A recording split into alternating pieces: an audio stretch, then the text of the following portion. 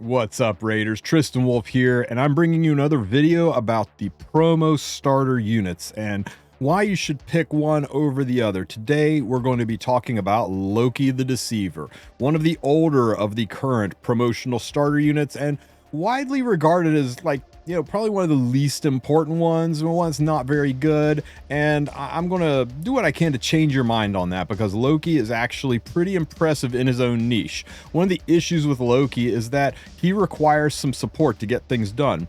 One of the things he needs is a skill called Perfect Veil. Now, he gives it to himself, but it's so nice to have an exterior source of Perfect Veil, and that's why if you're just starting the game right now, Loki might be a good pick for you, because if you start the game now and you scan that QR code or you use the link in the description of this video, you'll be able to start your adventures in Raid off with the epic hero Rector Drath. Rector Drath is one of the best healers in the game. She can bring units back from the dead, and her skills spam Perfect Veil. When she brings somebody back to life, she gives them Perfect Veil for 3 turns.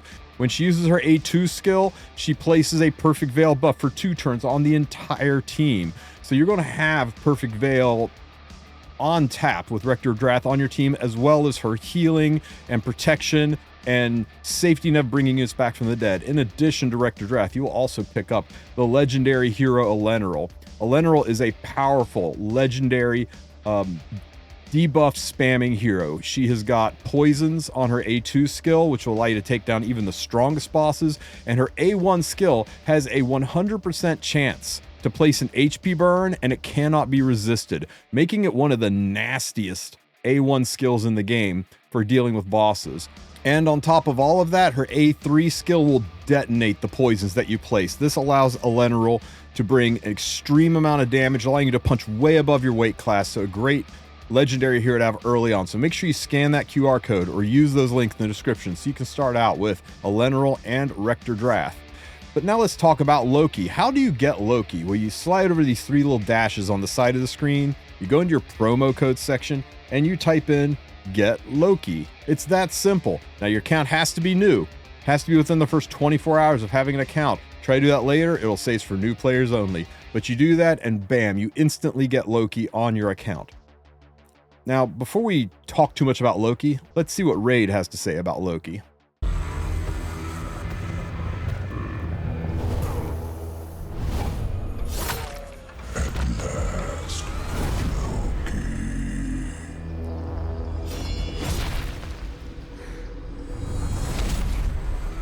Loki. Please, let's not resort to violence. Very well, so violence it is.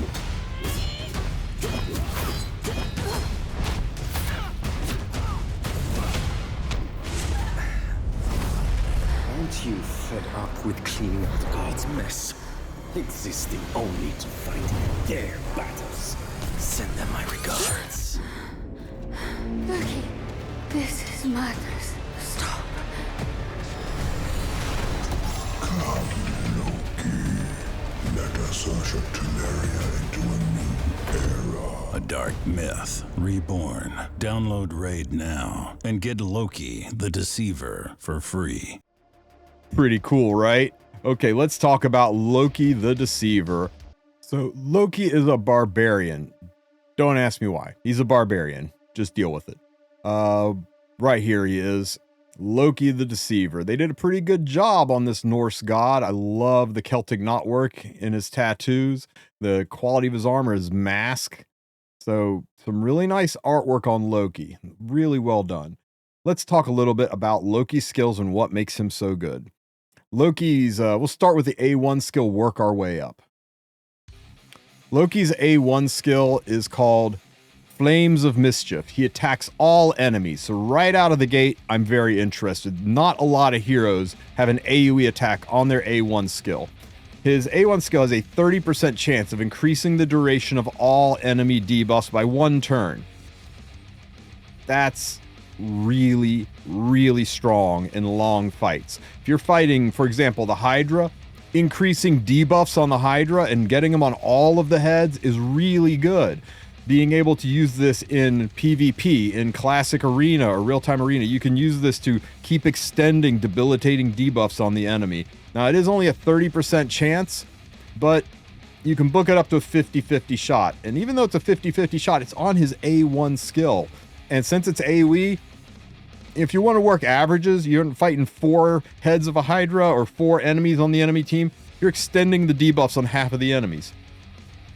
And here's the best part. If this champion is under Veil or Perfect Veil, the chance increases to 50%, taking it up to a 70% chance after it's been booked. Now you're really starting to extend some debuffs. So that's like your average A2 skill on an A1. So that's really cool. Plus the skill, it hits pretty hard. It does some decent damage. Its modifiers are really good. The only issue is Loki's attack is kind of stinky. He's an attack-based unit with only 980 attack, so it's going to take some pretty good gear to really feel like you're doing significant damage with Loki. But remember, he is a support-type hero, not a damage-type hero, but the mods are good enough here where if you stack the attack, you can do some significant damage with this guy. Let's move on to his A2 skill. His A2 skill, Deceiver's Gambit. Oh my goodness, this is a whole paragraph, but let's get into it. Select a target. It's a very unique skill in that it's one that you can use on teammates or opponents. You can select anybody. So we'll go on if it's opponents first. If the target is an enemy, has a 75%, 100% after you book it, chance of placing block active skills debuff and block buffs debuff for 2 turns. So you're locking an enemy down, taking away their ability to use skills for 2 turns and their ability to even be buffed for 2 turns. If the champion using the skill is under Veil or Perfect Veil, also applies debuff spread effect.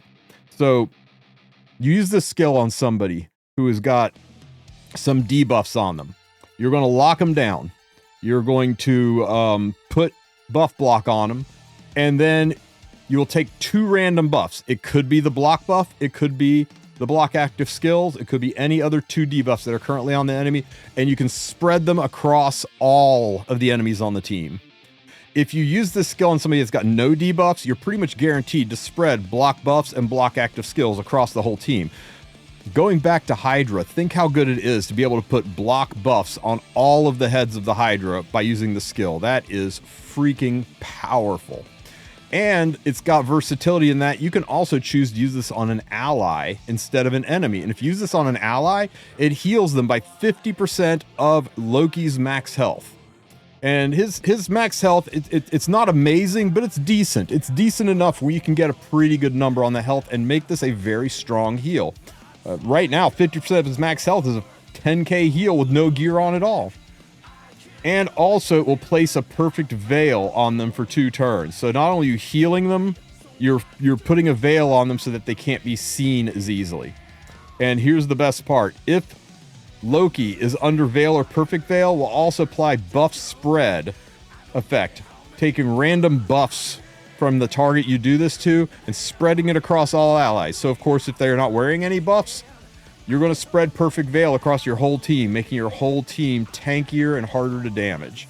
So this gives you the diversity of saying, I'm going to cripple the enemy, or I'm going to support my team. Makes him one of the more interesting and functional support units. Now let's move on to his A3 skill. His A3 skill has a 75% chance of stealing all of the buffs from a target enemy and 100% of their turn meter. Stealing their turn meter. So if you use this skill on the guy that's getting ready to take the next turn, you can basically make Loki go again because you're stealing their turn meter and giving it to Loki. And if they have any buffs, you're giving those to Loki too. By being careful with this, you can effectively give yourself an extra turn. These effects cannot be resisted if the champion is under Veil or Perfect Veil. So again, you build a Director's Wrath, you veil the whole team, Loki can steal buffs from a target, steal their turn meter, practically go again, and then drop more skills. It lets Loki have insane cycling if you plan it out. Now this does require a little bit of manual. He's not the most auto-friendly unit, right? This one you kind of got to be, it's a thinking man skill, just like this one is a thinking man skill with choosing enemy or friends on what to use it on. So not the easiest full auto unit, but a very nice tech unit. if the target's turn meter was not stolen, so if this gets resisted, it'll fill the turn meter of all allies by 15% instead. So even if you fail, you still do something that is great for the team.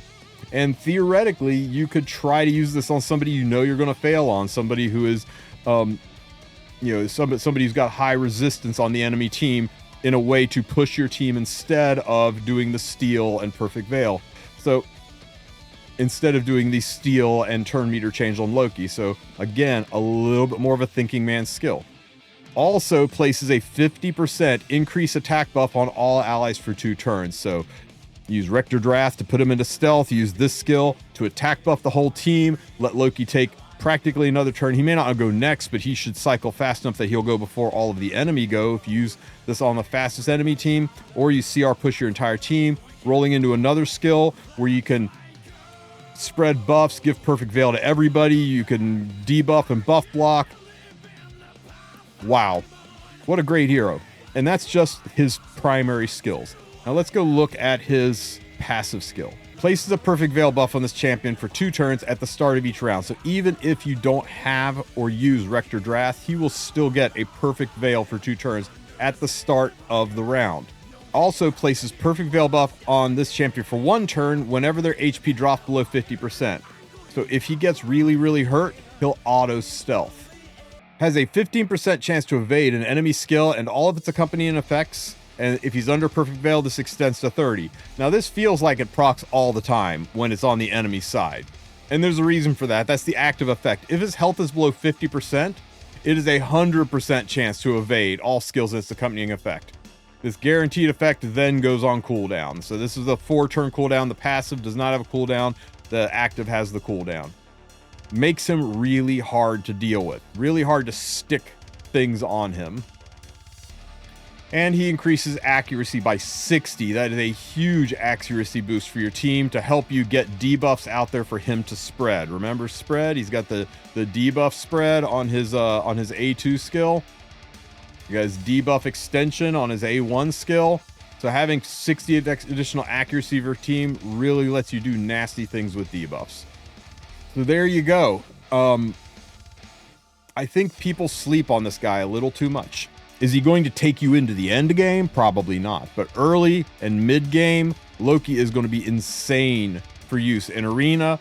Late game, he'll probably still be really solid on your tag team.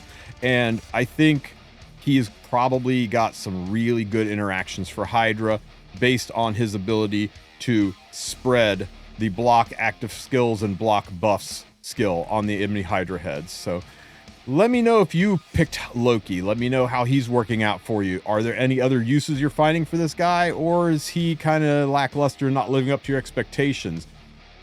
Let me know in the comments section. Don't forget to like and subscribe, and you guys have a great rest of your week. Take care, Raiders.